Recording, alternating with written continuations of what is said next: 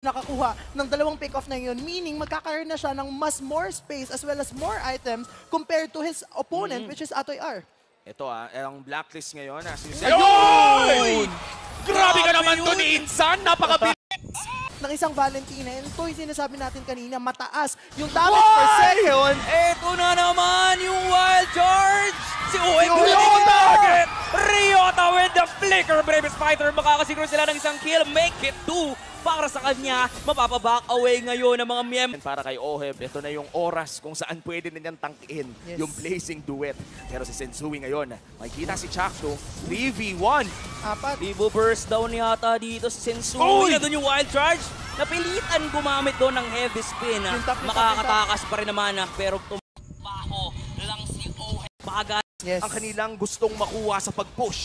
Pero naghahanda ang Omega sa pagbangga kay Oheb. At parang ganun lang, tumatakas na naman siya. Babanggain lang din naman siya dito ni Andoryu. May sipa naman gagaling kay Rene J. Pero sabi ni Ryota, tara isugot na natin to. Flicker and stun. Rene J, hindi na siya makakapag-wow ngayon.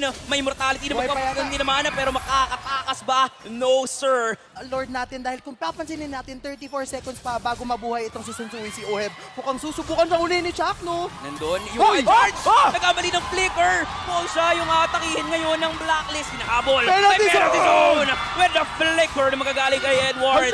At mukhang mamamatay lang din naman dito ang Legend Zero. Sabi nila, si Oheb ang magiging kapalit. Isang makipagsabayan. Pero mukhang magkikliran lang talaga ng waves dito sa XP lane. Ay! Naagaw. Classic Chak Mamba. Special. Panggugulo. Mukhang binigay nila ang XP sa ibang tao. Pero Kelra, papasok na rin. Uy, napikit.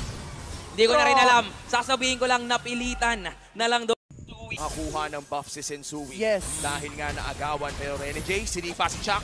Mukhang mabibigyan doon si Chak, no? Mukhang makakatakas lang din naman kahit na nandyan yung pagpapaipit. Tinulungan kay Ra para hindi na siya habulin pa. Because so far, Smart Omega is dominating the agents. Grabe yung pag-dominate. Mas kinulat po. May si Haji? pagsapak sila doon. Haji, makakatakas lang din naman pero may sipa para kay dun sa taas and Omega. Mukhang transition sila dito sa may bandang gitna. Yung threat pa rin ni Chakno nandito na nga si Edward. Kahit na may vengeance ka, mukhang mabibigyan lang din siya. Ryota with a flicker out. Hindi yun magiging enough para mabuhay pa. Pero si Oheb ang namatay. Blacklist International, kailangan nilang patagalin ang laro. Pero ayaw ni Chakno noon. Delikado agad yung buhay ni Oheb. Pero Sensui muna maging target. Isang sweep ang gusto ng Barangay Omega. At palapit na sila ng palapit sa base ng Blacklist International. Sabay-sabay yung win. Nag-set up na agad at hindi na katatagal doon Sensui. At mukhang hindi na rin lang patatagalin yung laban. Barangay, mag-ingay! 2-0 sweep para sa Omega.